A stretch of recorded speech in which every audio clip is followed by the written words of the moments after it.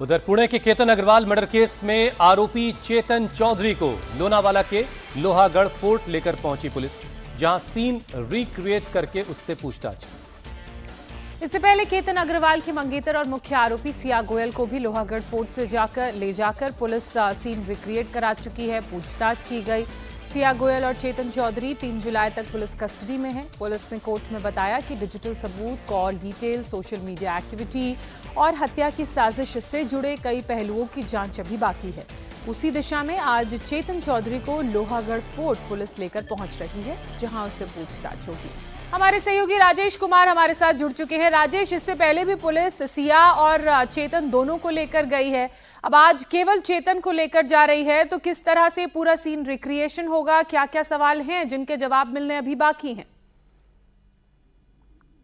को लेकर इस वक्त किले के सबसे ऊंची पीक जो है, उस पर ऊंची चोटी है, उस पर पहुंची है पुलिस और उसी जगह पर पहुंची है जहां से केतन अग्रवाल को धक्का दिया गया था। और अभी वहां से केतन अग्रवाल के वजन का ही एक फाइबर का पुतला नीचे फेंका गया है और केतन चौधरी ने पूरे क्राइम सीन को बताया कि उस रोज यानी कि 18 जून को जब वो सिया के साथ वहां पहुंचा था तो किस तरीके से केतन को उसने धक्का दिया और कहां से धक्का दिया।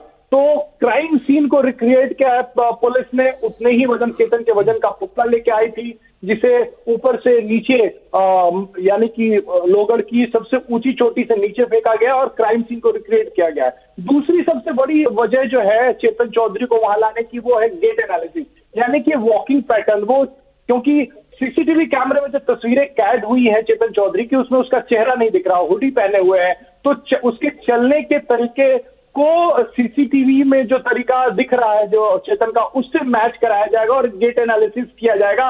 ये हमने पुराने केसेस में भी देखा है। मुंबई में एंटीलिया में जब केस हुआ था तब भी सचिन वजे को इसी तरीके से कराया गया था। तो वहां से पुलिस ने अब इस केतन अग्रवाल हत्याकांड में भी गेट एनालिसिस कराया और इसकी यही बात पुलिस ने रिमांड में भी कही थी। 3 तारीख को फिर से कोर्ट में पेश होंगे। इससे पहले सिया गोयल को पुलिस इसी तरीके से क्राइम सीन रिक्रिएट करने के लिए लोहगढ़ फोर्ट पे लेके आई थी, अब चेतन को लेके आई है। अगर दोनों की बातों में कोई भी विरोधाभास होता है या कोई भी ऐसी बात होती है कि सिया ने कुछ और कहा और चेतन ने कुछ और कहा, तो दोनों को साथ में भी लाया जा सकता है, दोनों को साथ में लाके क्राइम सीन रिक्रिएट किया जा सकता है। तो पुलिस की जांच आगे बढ़ रही है और उसी जांच के आगे बढ़ने के सिलसिले में लोहागढ़ फोर्ट लेकर के पहुंची है एक आरोपी जो चेतन है, उसे जो सिया का बॉयफ्रेंड है।